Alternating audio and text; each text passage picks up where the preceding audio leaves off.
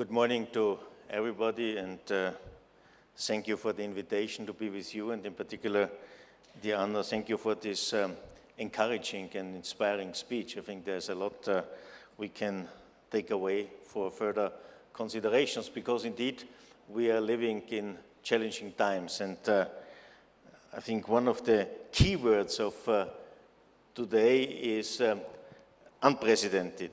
Unprecedented has become one of the most used words, or even overused these days. But as overused it might seem, it's appropriate in these challenging times to talk indeed about unprecedented challenges we are facing. But we have also managed to find equally unprecedented, swift and comprehensive solutions. And I agree with Anna. I also confess I'm a member of the half-full glass party and not the half-empty glass party, because it's important to stay optimistic, and certainly we will talk about this subject later on.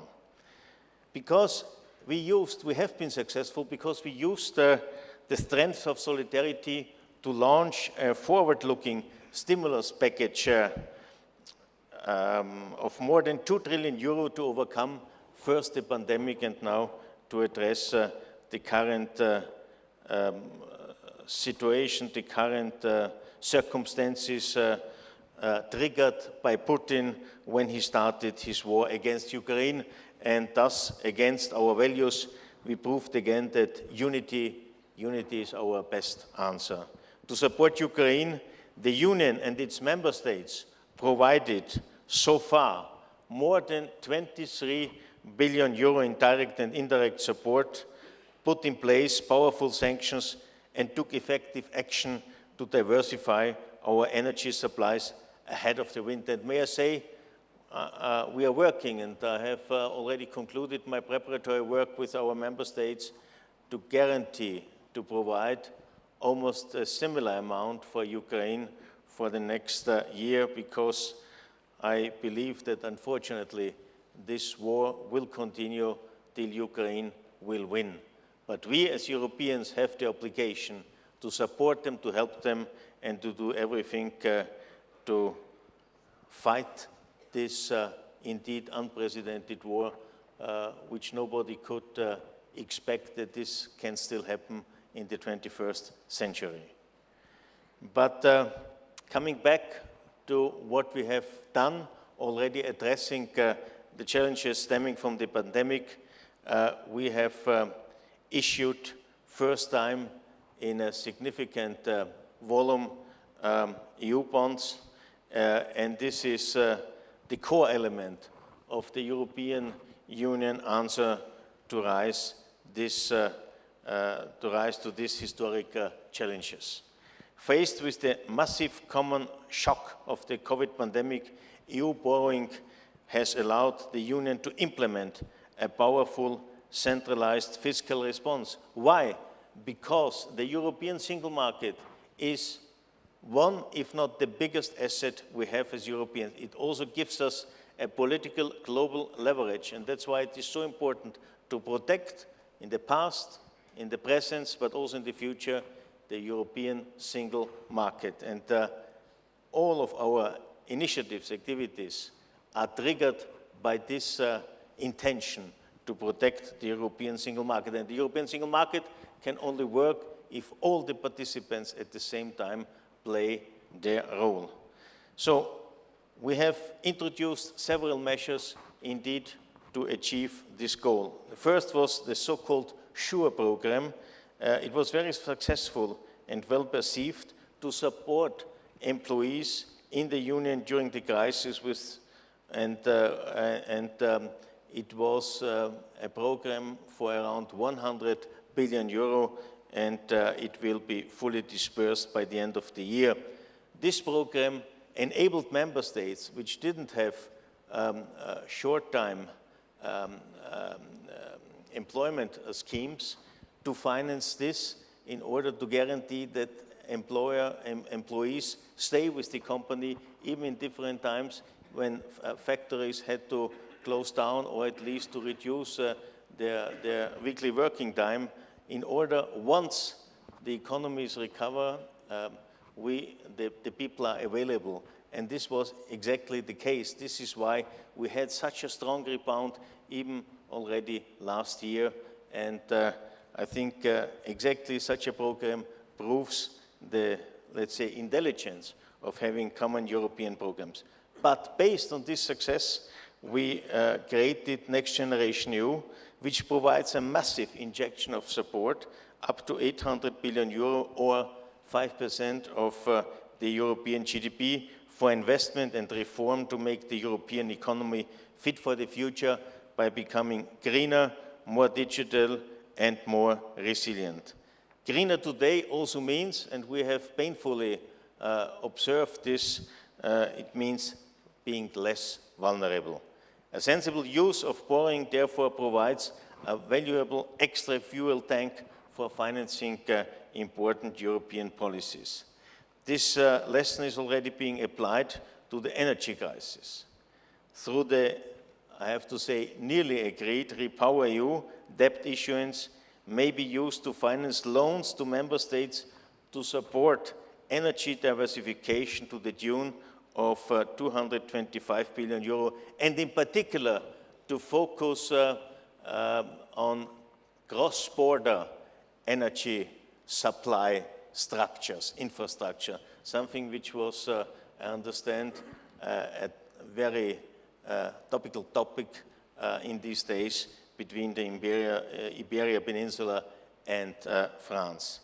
In addition to the central role of SURE and NGO in responding to the pandemic, the Union debt issuance is now being used to finance the provision of support to Ukraine, and I have already mentioned our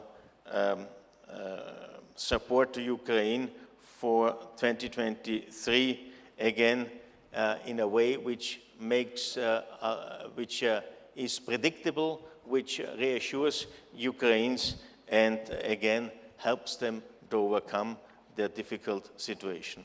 Over the last 2 years, the Union has grown to one of the biggest issuers of euro-denominated bonds. This offers investors new opportunities to invest in a liquid and safe asset in the European capital market with good returns. For us, it means that we are able to support economic and social cohesion and thus lay the foundation for future growth. Again, it's about the well-functioning of the European single market.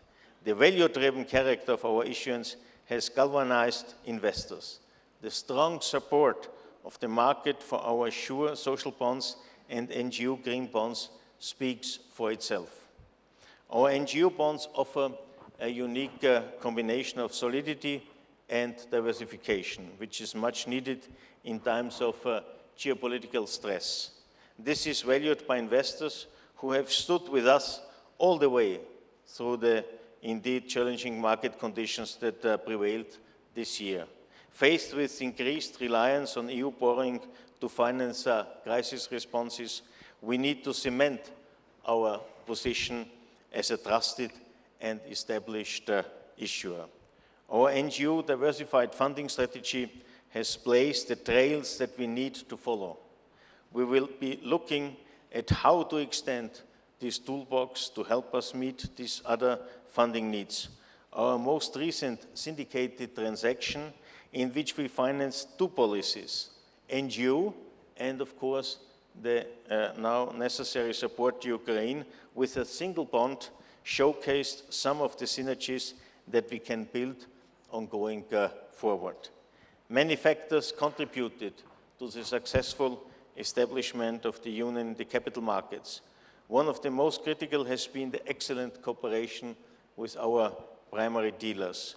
We are proud to count Santander as one of our trusted partners in establishing the Union as a fixture in the EU debt capital markets. You have helped in a successful execution of our deals, promoted our issuance to your clients, provided valuable advice and insight for our investors' outreach, and carried the EU flag in our markets. I cannot say how valuable this support was, because keep in mind, it took us we only had a couple of months to set up within the European Commission a structure which enables us to go to the markets with all the complexities one can face. And for this, we needed, and we still need, the support, the advice of experienced partners from the capital market. And I have to say the support by Santander and our other leading primary dealers has helped develop our franchise to the extent that we now have more than 1,000 investors in 70 countries around the globe. EU issuances such as the next generation EU bonds are a win-win endeavor for all of us, the citizens, the companies, investors, but also the capital markets. Investing in EU bonds is investing in the future. And I have to say, it's also linked to necessary reforms in our member states, which makes these member states more fit, more competitive for the future in order to weather future crises. And when we set up this next generation EU, we couldn't expect another crisis popping up. And usually we have, so to say, one crisis after the other, but now we have several crises at the same time, and therefore we have to stick together and to show solidarity. And this has been achieved, and it has been achieved by nevertheless pursuing our political priorities, and it was already mentioned, it's the green and digital transition, and to make Europe more independent. More independent is one of the big lessons we have learned from the previous crisis. What we are doing today means sowing the seeds so we can harvest growth, jobs, and prosperity tomorrow. And I agree with Anna that the private sector needs probably even more predictability, even if the situation is very shaky. I think it's important for investors to have clarity about, so to say, our decisions with a reasonable time frame ahead to allow the private sector to take their decisions, to take their investments. Our European measures are only one part of the picture. Fostering sustainable growth is a global and joint effort for which banks, governments, and businesses need to work hand in hand. Therefore, this issue of predictability is, I think, of extremely importance. While our European public policies are supporting the green and digital transition, we therefore also count on you, the banking sector, to play your part. And I was listening very carefully to you, Anna, what is necessary even to raise more money in order to achieve our goals, not only to achieve goals, but really to further spearheading all the actions related to climate change. And if we are not doing so as Europeans, we cannot expect that other parts in the world will do so. And that's why, indeed, we have to think, and nothing should be cast in stone, which was maybe a couple of years the right response. We have to stay flexible, we have to adjust ourselves to new challenges, we have to respond in an adequate manner. And I think on this we are also united, and I'm grateful for your, again, inspiring contributions. And finally, believe me, following today's slogan that we, the Europeans, are successfully experienced to survive and to grow in a fragmented structure, in a fragmented Europe, if you like. But nevertheless, you know, we are united in diversity, which I consider one of our biggest strengths. In that respect, I think Europe can be, in many reasons, a role model for the entire world. Thank you very much.